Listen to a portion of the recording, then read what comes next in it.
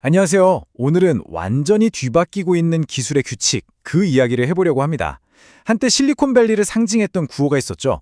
빠르게 움직이고 일단 부숴라. 일단 만들고 보자는 거였는데 이제 이 구호는 공식적으로 끝났습니다. 속도만 중요하게 여기던 시대에서 이제는 신뢰와 책임을 직접 증명해야 하는 시대로 넘어가고 있거든요. 이 거대한 전환, 지금부터 자세히 뜯어보겠습니다. 자, 이 질문 한번 진지하게 생각해볼까요? 생각해보면 우리 일상부터 사회 경제까지 전부 다 소프트웨어랑 AI 위에서 돌아가잖아요. 근데 만약에 이 모든 걸 떠받치고 있는 기반 기술을 우리가 더 이상 믿을 수 없게 되면 어떻게 될까요? 바로 이 지점에서부터 통제되지 않은 혁신이 얼마나 위험할 수 있는지에 대한 이야기가 시작됩니다. 이게 바로 기술 발전의 성장통이라고들 하는데 이제는 그냥 아프네 하고 넘어갈 수준이 아니라는 거죠.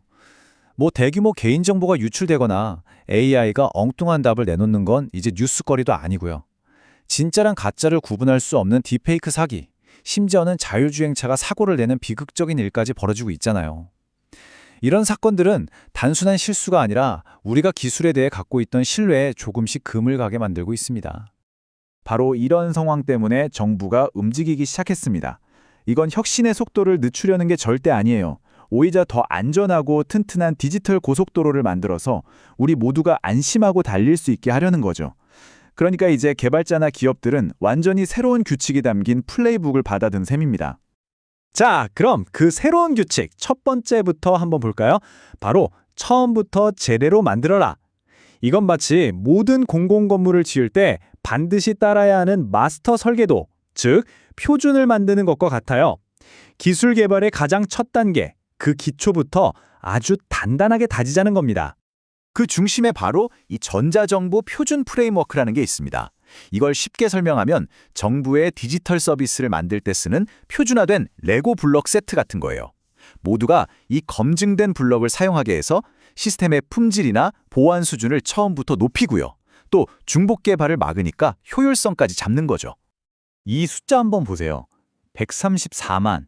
이게 이 프레임워크가 다운로드된 횟수입니다. 정말 어마어마하죠. 이미 우리나라 공공 IT 사업의 66% 이상에서 사용되고 있고요. 심지어 해외 17개 나라에까지 수출됐습니다.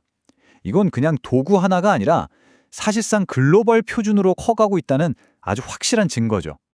이번에 나온 5.0 버전은 그냥 조금 바꾼 업데이트가 아니에요. 이건 거의 혁신 수준입니다. 여기 목록을 좀 보세요. LLM 연동.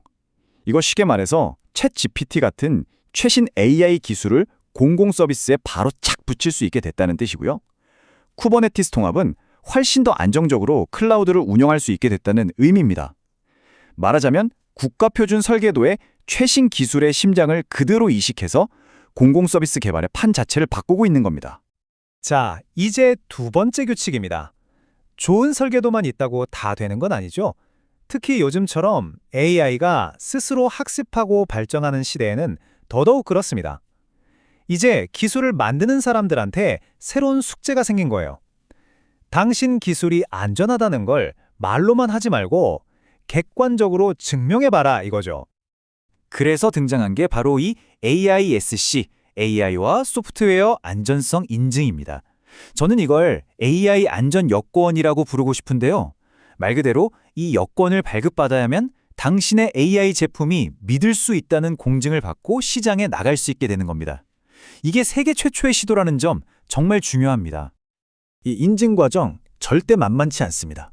신청을 받는 곳, 기술을 테스트하는 곳, 그리고 최종 심사를 하는 곳이 전부 다른 전문기관이에요. 그러니까 한 기관이 북치고 장구치고 하는 게 아니라 세 개의 전문기관이 서로 다른 역할을 맡아서 아주 깐깐하게 들여다본다는 거죠. 이 구조만 봐도 이 인증 제도가 얼마나 진지하고 철저하게 안전성을 검증하려는지 알 수 있습니다. 이제 마지막 세 번째 규칙입니다. 그리고 아마 이게 제일 강력할 거예요. 이제 이렇게 하면 좋습니다 하고 권장하던 시대는 끝났습니다. 실질적인 결과가 따르는 의무적인 책임의 시대로 들어서는 거죠.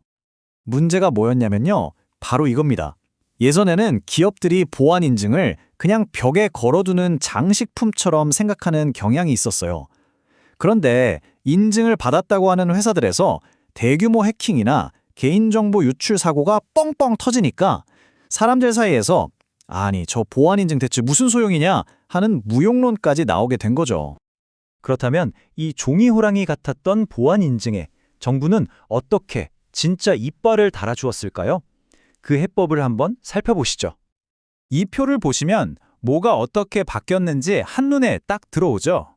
예전에는 하면 좋고 아니면 말고식의 자율인증이었다면 이제는 핵심 분야는 무조건 해야 하는 의무가 된 겁니다. 또 한 번 받고 끝나는 게 아니라 계속해서 감사를 받아야 하고요. 그리고 가장 중요한 것, 만약 사고가 터지면 정말 심각한 대가를 치르게 됩니다. 정부가 그래서 아예 시스템에 판을 갈아엎고 있습니다. 인증을 의무화해서 기본 자격 자체를 강화하고요. 심사 과정도 서류만 보는 게 아니라 직접 현장에 나가서 진짜 실력을 봅니다. 그리고 제일 중요한 거 사후 관리랑 처벌을 엄청나게 강화해서 보안은 대충 해도 된다는 생각 자체를 할 수 없게 만들겠다는 강력한 메시지를 보내고 있는 겁니다. 그리고 이게 진짜 절정탑니다. 이제 보안 인증은 영원한 게 아니에요. 인증을 받은 후에도 만약 보안 사고가 터진다? 그러면 그 인증 자체가 취소될 수 있습니다. 이건 기업들한테 엄청난 압박이죠. 한번 받으면 끝이 아니라 그 자격을 유지하기 위해 계속해서 보안에 투자하고 신경 써야 한다는 뜻이니까요. 자, 오늘 살펴본 이 세 가지 새로운 규칙들, 이걸 하나의 핵심 아이디어로 정리하면 어떻게 될까요? 바로 우리는 안전합니다. 우리는 책임감 있습니다. 라고 말로만 선언하던 시대는 이제 끝났다는 겁니다. 이 문장이 새로운 시대의 정신을 완벽하게 보여줍니다. 보안은 더 이상 선언이 아니라 증명입니다. 이제 기업들은 자신들의 시스템이 표준화되어 있고 안전하며 보안이 확실하다는 것을 말로만이 아니라 끊임없는 행동과 객관적인 데이터로 증명해내야만 살아남을 수 있는 시대가 된 거죠. 기술은 앞으로도 계속해서 더 똑똑해지고 더 강력해질 겁니다. 그럼 그 기술을 만들고 사용하는 우리는 어떻게 함께 더 현명해질 수 있을까요? 우리가 함께 살펴본 이 책임감 있는 혁신으로의 변화가 어쩌면 그 해답의 첫걸음이 아닐까 싶네요. 여러분은 어떻게 생각하시나요?